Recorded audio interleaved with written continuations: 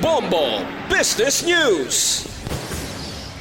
Kabombo, sa ating nga mga motorista, epektibo na sa mga adlaw ang panibagong adjustment sa presyo sang produktong petrolyo. Sa gasolina may rollback ina nga 10 sentimos gid sa kada litro. Sa diesel nagtaas ang 20 sentimos sa kada litro. Sa kerosene nagtaas ang 10 sentimos sa litro kada litro.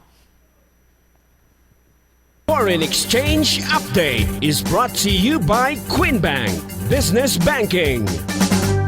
Ining exchange rate, yan basa natin sa closing transactions ang Bankers Association of the Philippines sa Kunbap. Kag sa Bangko Sentral ng Pilipinas sa BSP kahapon sang hapon, 59 pesos and 13 centavos ang bayad sang isa ka US dollar, 7 pesos and 56 centavos ang bayad sang Hong Kong dollar, 45 pesos and 79 centavos ang Singapore dollar, 15 pesos and 70 centavos sa Saudi Real, kag 69 pesos and 4 centavos ang bayad sang euro. Magabalik ang transaksyon subong adlaw.